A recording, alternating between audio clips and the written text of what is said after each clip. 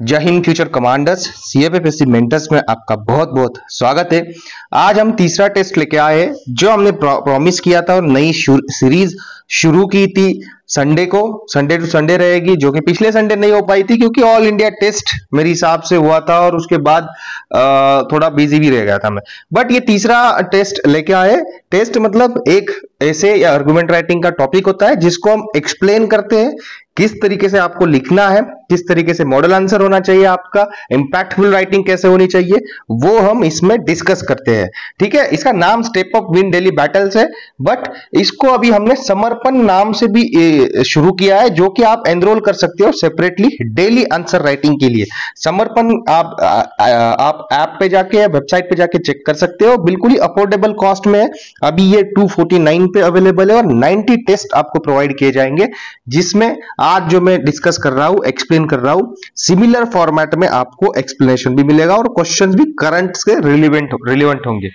ठीक है, उसका मैं सेपरेट वीडियो बनाऊंगा, समझाऊंगा कैसे उसको फॉलो करना है। आज का क्वेश्चन है argument writing for and against. ठीक है, यहां पे ऐसे है, इसको ऐसे मत समझना, argument writing for and against है। पर सबसे पहले बता दूं मैं कि आप टेलीग्राम को जरूर ज्वाइन करें। यहां पे आपको टेलीग्राम चैनल की लिंक मिल जाएगी डिस्क्रिप्शन में, उसको ज्वाइन करिए। वहां पे आपको अपडेट्स मिलते रहते हैं सीएफएफएससी एग्जाम से रिलेटेड। एंड्रॉइड ऐप को डाउनलोड करिए, जो लिंक डिस्क्रिप्शन में दिया गया है। वहां पे various test series courses CFFSC exam से रिलेटेड आपको मिलेंगे। आगे चलते, क्वेश्चन है आज का, argument writing for and against are gender neutral laws progressive और premature in patriarchal society. देखो, मैंने अभी 2 वीडियोस पहले बनाए थे जिसमें टॉपिक को अंडरस्टैंड कैसे करना है वो डिटेल में मैंने समझाया था, स्टेप बाय स्टेप समझाया था। अगर वो आपने देखा नहीं होगा तो जरूर देख लेना है, जिसमें कि हमने टॉपिक को ब्रेक डाउन कैसे करना है वो भी बताया था उसमें। ठीक है, यहां पे अगर आप देखो, topic argument writing for and against होता है तो बिल्कुल सिंपल होता है। आपको कुछ पॉइंट्स फॉर में पॉजिटिव में लिखने, कुछ पॉइंट्स नेगेटिव मतलब अगेंस्ट में लिखने हैं उसमें। अब यहाँ पे टॉपिक क्या है कि जेंडर न्यूट्रल लॉज के बारे में बात कर रहे हैं। ये रिलेवेंट भी है करंट से रिलेटेड, क्योंकि डिबेट सोशल मीडिया पे चलती रहती है। जिस तरीके से 2-4 केसेस आए हैं पिछले 1-2 साल में उसके रिगार्डिंग। ठीक है, तो मेंस जो है वो डिमांड करने लगे हैं कि जेंडर न्यूट्रल लॉज होने चाहिए। उनपे ये इनजस्टिस हो रहा है, जो कुछ लॉज है वो वुमन को जो है फेवर करते हैं। अब टॉपिक को ब्रेक डाउन कैसे करना है वो पहले देख लो आप। जेंडर न्यूट्रल लॉज एक हो गया आपका, ठीक है, जेंडर न्यूट्रल लॉज एक हो गया आपका। फिर आपका आ जाता है प्रोग्रेसिव, यह आ जाएगा आपका फॉर में। फिर प्री मैच्योर, यह आ जाएगा आपका अगेंस्ट में। ठीक है, अगेंस्ट में यह आ जाएगा आपका फॉर में। ठीक है, और फिर आ जाता है आपको पैट्रियार्चल सोसाइटी। ठीक है, ये हो गया आपका 1 नंबर, 2 नंबर, 3 नंबर और 4 नंबर, ऐसे ब्रेक डाउन करना है। फिर आपको कनेक्ट करनी है ये चीजें। ठीक है, सबसे पहले आपको फॉर में आपको लिखना पड़ेगा are gender neutral laws progressive in patriarchal society. फिर दूसरा आपका अगेंस्ट में आएगा are gender neutral laws premature in patriarchal society. ठीक है, पैट्रियार्कल सोसाइटी मतलब पुरुष प्रधान देश, पुरुष प्रधान देश। ठीक है, प्रधान देश ये होता है। तो ये क्वेश्चन है, सबको समझ में आया होगा। फिर भी हम आगे आपको दिखाऊंगा कि किस तरीके से इसका डिजाइन सॉल्यूशन डिजाइन होता है। अब यहाँ पे आपको देखना है सेल्फ इवैल्यूएशन का फ्रेमवर्क भी दिया गया है पीडीएफ में। फिर इफेक्टिव सेल्फ इवैल्यूएशन के लिए स्टेप्स भी दिए गए हैं कि किस तरीके से आपको फॉलो करना है। सब कुछ आपको दिया गया है, बस आपको मेहनत करनी है। अब देखते हैं क्वेश्चन का एक्सप्लेनेशन। पहले तो टॉपिक को अंडरस्टैंड करना है सिंपल लैंग्वेज में।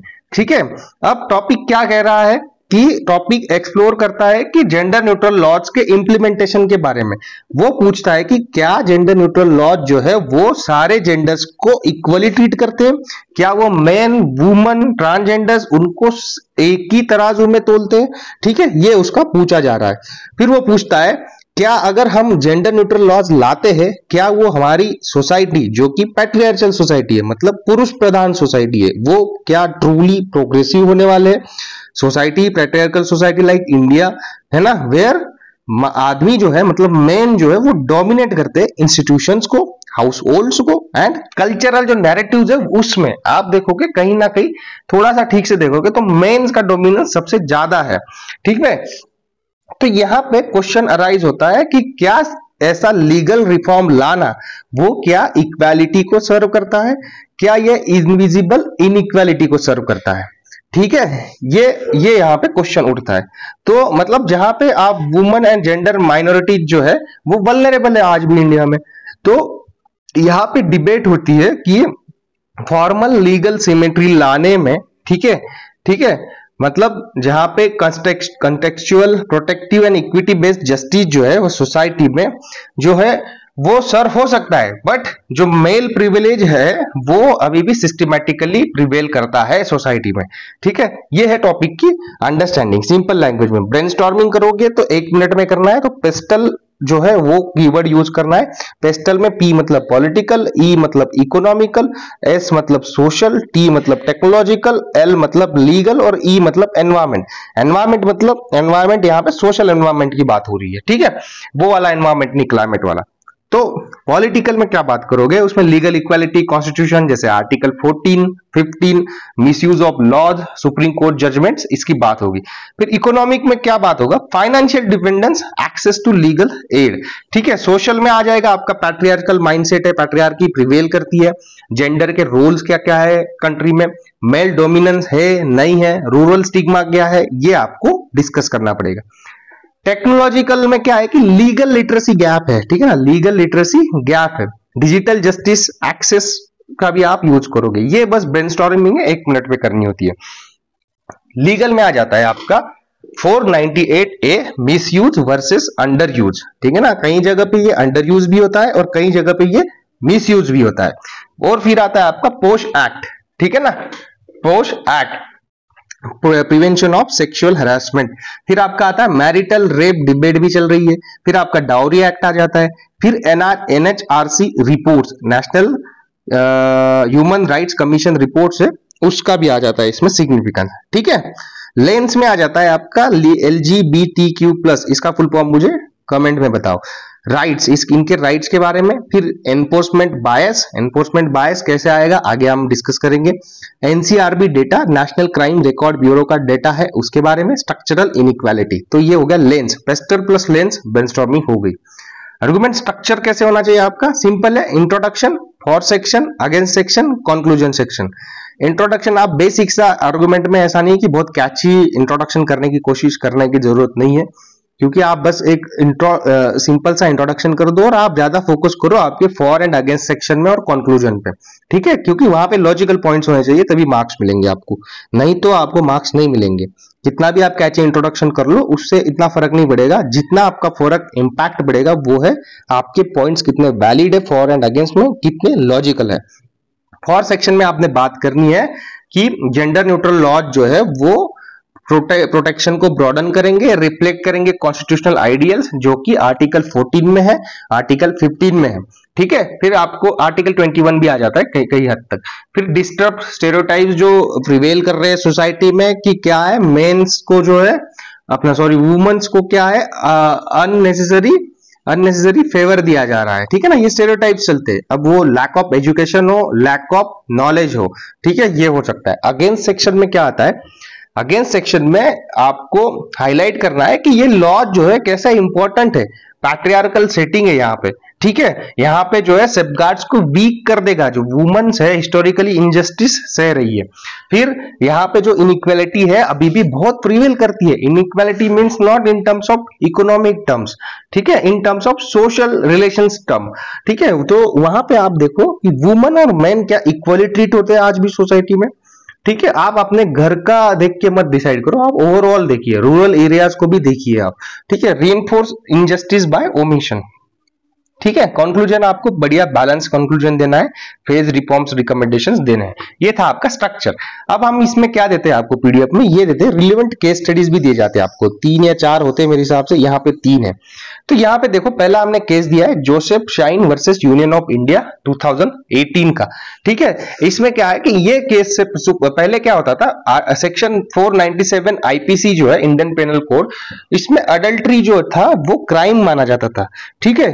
तो उसमें क्या था कि मेन को जो है वो क्रिमिनल माना माना जाता था, मतलब उसको दोषी करार दिया जाता था, वुमन को नहीं किया जाता था।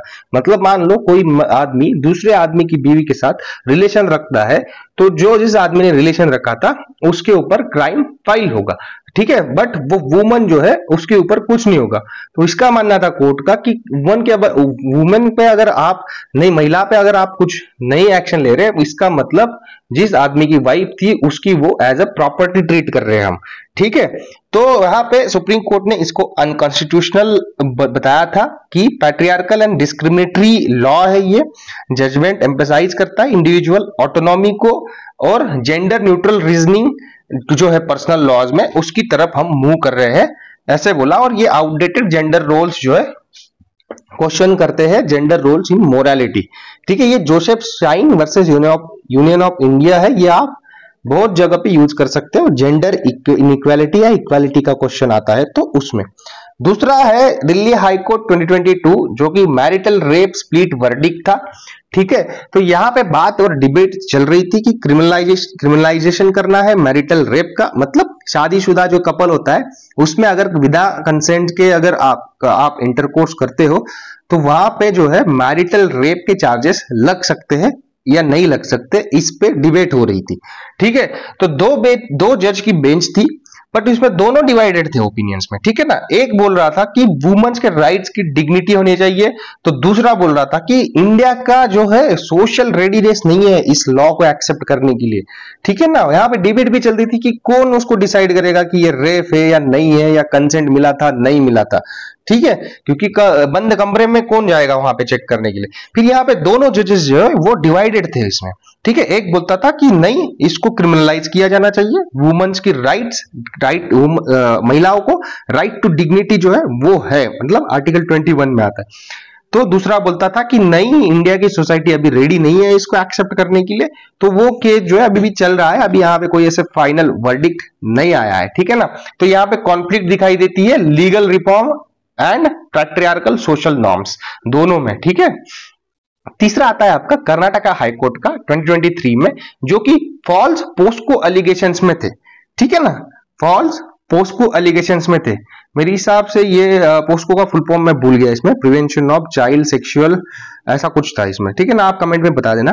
कोर्ट ने डिसमिस किया था फॉल्स पोस्को केस को, हाईलाइट कर दिया था कि potential misuse of gender specific laws, it stress the importance of careful investigation and gender balance protections specially in emotionally charge accusations, ठीक है। इमोशनली चार्ज एक्यूजेशंस भी होते हैं इसमें। तो ये थे आपके पास 3 हाई कोर्ट और सुप्रीम कोर्ट के जजमेंट, जो कि आप कहीं भी कोट कर सकते हो जहां पे रिलीवेंट हो ये। फिर आपको हम फैक्ट्स भी देते हैं इसमें पीडीएफ में, ये देखिए फैक्ट्स है, गवर्नमेंट सोर्सेज से लिया जाता है, ऐसा नहीं कि कहीं से भी आपने लिखना है। तो यहाँ पे नेशनल फैमिली हेल्थ सर्वे जो है 5/2021 में आएगा, वो रिपोर्ट करता है कि 29.3% वुमन जो है वो डोमेस्टिक वायलेंस को फेस करती है, ठीक है। यहाँ पे आप जो है ये फैक्ट्स कोट कर सकते हो। Ministry of health and family welfare जो है उसने कहा नियरली 1/3 जो इंडियन वुमन है वो डोमेस्टिक अब्यूज को फेस करती है और वल्नरेबल है, वो जो है एक्सपोज होती है। जो जेंडर न्यूट्रल लॉज है वो ओवरलुक करेंगे इनको, जो कि प्रोटेक्टिव लेयर्स या प्रोटेक्शन इनको मिला हुआ है। फिर आपके पास आता है एनसीआरबी रिपोर्ट। एनसीआरबी मतलब क्या? National crime record bureau report, जो कि 2022 का है। इसमें रिपोर्ट किया जाता है कि 30% राइज है 498A के मिसयूजेस का, ठीक है। ये डोमेस्टिक वायलेंस से रिलेटेड ही है, ठीक है, डोमेस्टिक वायलेंस से रिलेटेड ही है। इसका मिसयूज का 30% राइज मिला था, ये भी आप यहां पे पढ़ सकते हो। फिर आपका आता है एनसीडब्ल्यू रिपोर्ट, ठीक है। एनसीडब्ल्यू रिपोर्ट आता है 2023 में, जो नेशनल कमीशन फॉर वुमेन जो है वो बताता है कि male sexual harassment under reported है, ठीक है। मेल सेक्सुअल हैरेसमेंट जो है वो अंडर रिपोर्टेड है। से कहा कि मेल विक्टिम जो है कभी मतलब अवॉइड करते हो रिपोर्ट करना कि उनके ऊपर सेक्सुअल हैरेसमेंट हुआ है, क्योंकि सोसाइटी में एक स्टिग्मा है कि यार मेल होके कैसे रिपोर्ट कर सकता है, मेल पे कैसे ये सब चीजें हो चुका है, ठीक है ना। इसको मैस्कुलिनिटी से भी देखा जा सकता है, या फिर पैट्रियार्कल जो नॉर्म्स है सोसाइटी में वो दिखाता है हमें इससे, ठीक है ना। तो जो लीगल चैनल से जो वो दिखाते हैं कि how patriarchy also silences non female victims.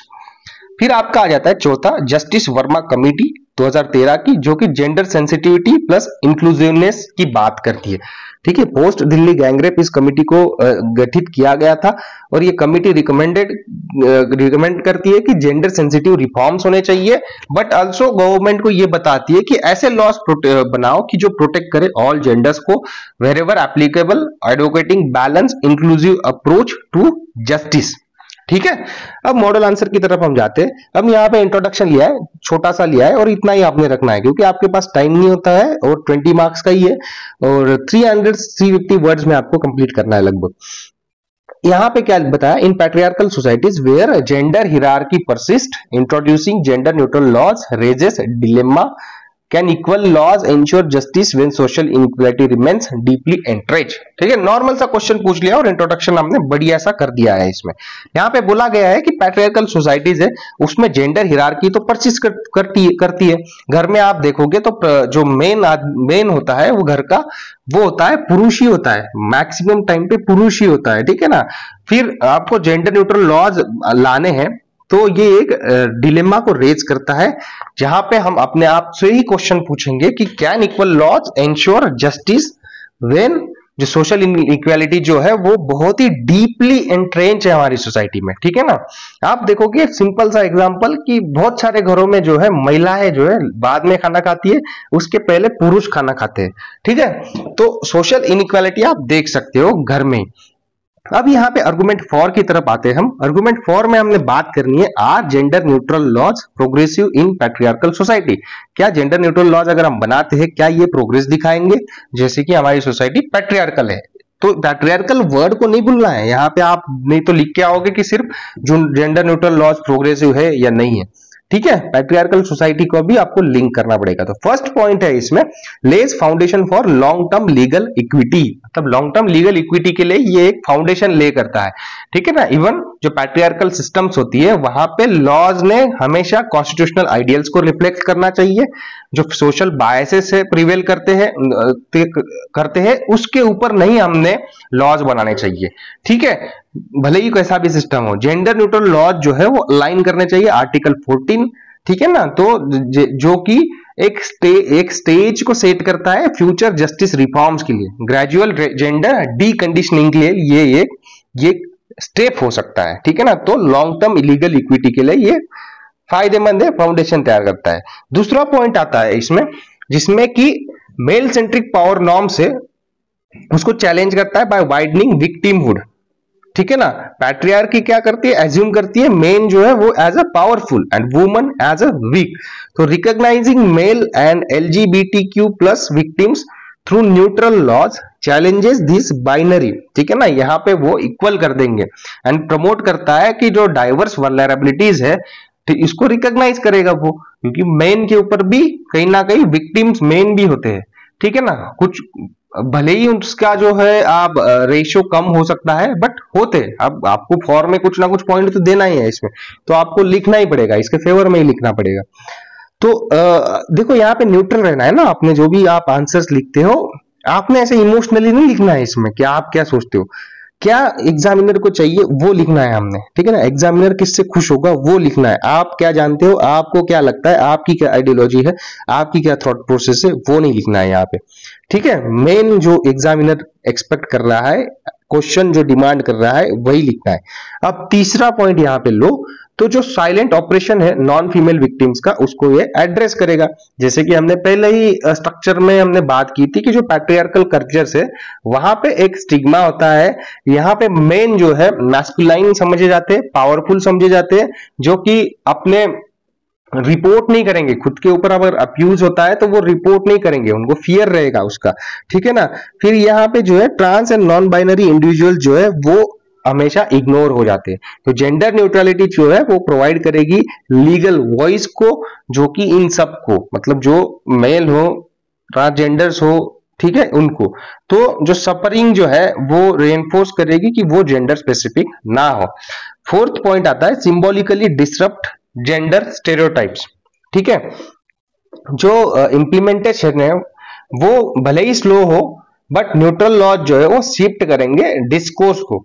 वो एक they question the narrative that only woman need protection thus indirectly unsettling patriarchal victim perpetrator binaries, जो कि मेरे हिसाब से रिपीटेटिव पॉइंट है, पहले भी हम इसी पॉइंट पे बात की है।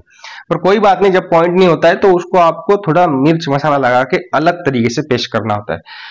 5 नंबर का पॉइंट आता है builds inclusive legal architecture for evolving society. Neutral laws क्या रिप्रेजेंट करते हैं? इंडिया का कमिटमेंट टू इंक्लूसिव गवर्नेंस। इस इंक्लूसिव गवर्नेंस का एक पॉइंट है। तो इंक्रीजिंग एक्सेप्टेंस जो LGBTQ प्लस है उनका एक्सेप्टेंस हुआ ही, जो सेक्शन 377 था उसको डिक्रिमिनलाइजेशन किया सुप्रीम कोर्ट ने, ठीक है, तो उसको एक्सेप्ट कर ही लिया। तो लॉज जो है हमेशा इवॉल्व करते रहने चाहिए बियॉन्ड मेल फीमेल बाइनरी, मतलब मेल फीमेल ही आम सोचता नहीं रहना चाहिए, उसके इवॉल्व करते रहना चाहिए। फिर 6 नंबर पे हम पॉइंट लिखते हैं उसका मिसयूज जो है उसको प्रिवेंट किया जाए विदाउट डिलेजिटिमाइजिंग रियल विक्टिम्स। मतलब एक्नॉलेज करो मिसयूज होता है वुमन सेंट्रिक लॉज का। न्यूट्रलिटी क्या करेगी? हेल्प करेगी लीगल क्रेडिबिलिटी को मेंटेन करने में विदाउट अबैंडनिंग प्रोटेक्शंस, मतलब प्रोटेक्शंस को भी नहीं अबैंडन करना है हमने, बट लीगल क्रेडिबिलिटी को मेंटेन करना है, एक्नॉलेज करना है मिसयूज होता है सर्टन लॉज का। मतलब बैलेंस करना है हमने ड्राफ्टिंग में, जो can include gender while ensuring fairness preventing legal backlash. तो ये थे पॉइंट आपके फॉर्म में जो कि प्रोग्रेसिव दिखते हैं हमें न्यूट्रल जेंडर न्यूट्रल लॉज, उसके लिए हमने ये 6 पॉइंट्स लिख लिए। आप 4 या 5 पॉइंट्स लिख सकते हो, अगर वैलिड हो तो आपको अच्छे मार्क्स आएंगे। अब आर्गुमेंट इन अगेंस्ट में हम बात करें तो are gender neutral laws premature in a patriarchal society. ठीक है, अभी हम बात करेंगे कि भाई नहीं पैट्रियार्कल सोसाइटी है, इसमें ये सब नाटक नहीं चलेगा जेंडर न्यूट्रल लॉज का, ये प्री मैच्योर है, ये कुछ भी मत लाओ आप नाटक। ठीक है, तो इसमें पहला पॉइंट आता है कि reinforces formal equality at cost of substantive justice. ठीक है, ये रीइंफोर्स करता है formal equality at cost of substantive justice. मतलब कि पैट्रियार्कल सोसाइटीज में जहां में फॉर्मल लीगल इक्वालिटी में वर्सन इनजस्टिसेस, ठीक है ना, क्योंकि woman face economic social and cultural constraints and without context specific laws equality becomes myth on paper. मतलब मान लो एक लड़की है, उसकी शादी कर दी जाती है, वो उसके ससुराल जाती है, वहां पे उस पर डोमेस्टिक वायलेंस होता है, पर उसको अभी वहां पे नहीं रहना है, उसको कोर्ट जाना है। तो अब जिन्होंने डोमेस्टिक वायलेंस किया है वो तो पैसे प्रोवाइड नहीं करेंगे उसके लिए, मान लो वो कमाती नहीं है। फिर उसके जो घर है मायके वाले, उसके पास भी पैसा नहीं है, ठीक है, मान लो उनके पास उनकी उनकी हालत ठीक नहीं है और ना ही वो इतना सपोर्टिव है, तो वो लड़की कहाँ जाएगी? ठीक है, तो कल्चरल भी कंस्ट्रेंट है, इकोनॉमिक भी कंस्ट्रेंट है, सोशल भी कंस्ट्रेंट है उनको। तो सब्सटेंटिव जो जस्टिस है उसके कॉस्ट पे आप फॉर्मल इक्वालिटी लाने की कोशिश करोगे अगर आप जेंडर न्यूट्रल लॉज लाते हो पैट्रियार्कल सोसाइटी में। ये पहला पॉइंट बताता है। दूसरा है कि अंडरमाइंस करता है कि हार्ड वॉन जेंडर प्रोटेक्शंस, ठीक है ना, laws like domestic violence act जो 2005 में लाया गया था, ये एग्जिस्ट करता है जो मेल डोमिनेंस को काउंटर करने के लिए इन प्राइवेट स्पेयर्स में अगर मेल का डोमिनेंस हो जाएगा तो रिपोर्टिंग कैसे होगी, कौन उसको देखेगा? तो जेंडर न्यूट्रलिटी जो है वो इरोड करती है कि जो उनका इंटेंडेड इंपैक्ट है जो वुमन को लेस प्रोटेक्शन देगा इन अब्यूजिव होम्स। ठीक है, बहुत होता है, ऐसा नहीं, रूरल एरियाज में अभी भी डोमेस्टिक वायलेंस बहुत होता है। ठीक है, तो जेंडर प्रोटेक्शन को जो अभी तक हमने जीता है, अभी तक हमें दिखा है उसका इंपैक्ट, वो अंडरमाइन करेगा। 3 नंबर का पॉइंट आता है risk deterring female victims from reporting. जैसे कि मेल डोमिनेटेड सिस्टम है, यहाँ जहां पे आप देखोगे पुलिस में भी ज्यादा से ज्यादा मेल लोग दिखेंगे, कोर्ट्स में भी आपको मेल दिखेंगे, जो फिर न्यूट्रल लॉज जो है वो इंटिमिडेट करेंगे और कंफ्यूज करेंगे वुमन को। ठीक है, इंटिमिडेट करेंगे और कंफ्यूज करेंगे वुमन को, और specially in rural areas where fear stigma and illiteracy prevent access to justice. तो ये डर जाएगी, कैसे जाएगी यार, इतने जहां पे पुलिस भी आदमी है, जहां पे कोर्ट में जज भी लॉयर्स भी आदमी दिख रहा है, वो कैसे इतना एक्सेप्ट कर लेगी कि ये सारे लोग मेरे लिए जस्टिस दिलाने का काम करेंगे। ठीक है, ये हो गया 3 नंबर का पॉइंट। 4 नंबर का पॉइंट आता है कि ये फेल करता है अनइक्वल पावर जो है रिलेशनशिप्स में उसको एड्रेस करने का। पैट्रियार्कल फैमिली स्ट्रक्चर्स में जो है मेन को दिया गया है इकोनॉमिक पावर, दिया गया है सोशल पावर भी दिया गया है। इकोनॉमिक मतलब आप देखोगे खेती बाड़ी घर के सारे जो फाइनेंशियल काम होते हैं वो मेल ही हैंडल करता है। भले ही वो कमाता भी है, ऐसा नहीं है, कमाता भी है। और सोशल में भी आप देखोगे कि घर का मुखिया जो है वो मेल ही होता है ज्यादा तो करके, ठीक है ना। फिर आप देखोगे फिजिकल पावर भी मेन के पास ही होगी, बायोलॉजिकल आप देखोगे। तो ऐसे कंटेक्स्ट में दोनों जेंडर्स को इक्वल ट्रीट करना ये इग्नोर करता है live imbalance and may leave the weaker party at risk. 5 number का पॉइंट हमारा आता है इंस्टीट्यूशनल पैट्रियार्की में स्टिल स्क्यू आउटकम्स। ठीक है, अब क्या है इसका बात देखते हैं हम डिटेल में। जैसे इवन आप न्यूट्रल लॉज लेके आओ, बट जजेस, पुलिस एंड लॉयर जो है वो ओपन पैट्रियार्कल व्यूज को होल्ड करते हैं। यहाँ पे आप देखना ओपन वर्ड यूज किया है, तो ऐसे वर्ड जरूर यूज करना है क्योंकि आप सेपर साइड पे रहो, नहीं तो आप लिख दोगे जजेस, police, lawyers hold patriarchal views. इसका मतलब हो गया आपने ओपन वर्ड अगर नहीं यूज किया तो सारे जजेस, सारे पुलिस, सारे लॉयर्स जो है या हमेशा पैट्रियार्कल व्यूज जो है वो मानते हैं। बट ओपन डालने का मतलब हो गया कि कभी कभी, मतलब बहुत बार ऐसा देखा गया है, ठीक है ना। हम ये नहीं बोलते कि हमेशा ही, बट बहुत बार ऐसा देखा गया है कि जजेस, पुलिस, लॉयर जो है वो पैट्रियार्कल व्यूज को अपहोल्ड करते हैं। तो न्यूट्रलिटी जो है लॉ में still result in bias enforcement, hurting vulnerable sections further. 6 number का पॉइंट आता है pre mature reforms can stall real progress without changing education, cultural values and institutional behaviour. ये पॉइंट बहुत अच्छा है, ठीक है ना। ये पॉइंट आप कहीं भी यूज कर सकते हो, मतलब जहां रिलेवेंट लगे आपको। तो आप मतलब मान लो एजुकेशन ही नहीं चेंज करोगे, कल्चरल वैल्यूज को नहीं चेंज करोगे, इंस्टीट्यूशनल बिहेवियर्स को नहीं चेंज करोगे, तो जेंडर न्यूट्रलिटी लॉ जो है वो बैकफायर कर सकते हैं आपको, ठीक है ना। वो ज्यादा इनइक्वल सोसाइटी भी बना सकता है। तो रिफॉर्म्स को डिले कर देगा एंड बैकलैश को प्रोवोक करेगा, especially in rural and conservative settings, ठीक है ना, स्पेशली इन रूरल और कंजर्वेटिव सेटिंग्स। कंक्लूजन में क्या आता है, in patriarchal societies gender neutral laws are aspirationally progressive but operationally premature. ठीक है, पैट्रियार्कल सोसाइटीज में क्या है कि बहुत अच्छा है ये कंक्लूजन, ठीक है। जेंडर न्यूट्रल लॉज जो है वो एस्पिरेशनली प्रोग्रेसिव, वर्ड देखो aspirationally progressive but operationally premature. Legal reforms must follow social reforms, बहुत ही अच्छा हुआ है, legal reforms must follow social reforms. इसके ऊपर एक ऐसे भी बन सकता है, ठीक है ना, legal reforms must follow social reforms. चलो इसके ऊपर बना दूंगा मैं। Ensuring inclusion without compromising protection और डीपली इनइक्वालिटी। तो ये कंक्लूजन था, बहुत ही अच्छा था मेरे हिसाब से। अब तक आपको समझ में आ गया होगा, बहुत ही धीरे धीरे मैंने समझाया है। यहां तक वीडियो देखा है, लाइक करना, कमेंट करना और जरूर बताना कि कैसे आपको लग रहा है ये, या ये कंटिन्यू किया जाना चाहिए, नहीं किया जाना चाहिए, ये जरूर बताना है। क्या चेंजेस लाए जाने चाहिए, क्या इंप्रूवमेंट्स किए जाने चाहिए। तो आपके लिए है, हम ऑलरेडी क्लियर कर चुके हैं एग्जाम, तो सर्विस में है, आपको क्लियर करना है तो पढ़ो, हार्ड वर्क करो और इसकी पीडीएफ आपको टेलीग्राम पे मिल जाएगी। Thank you for watching this video. जय हिंद।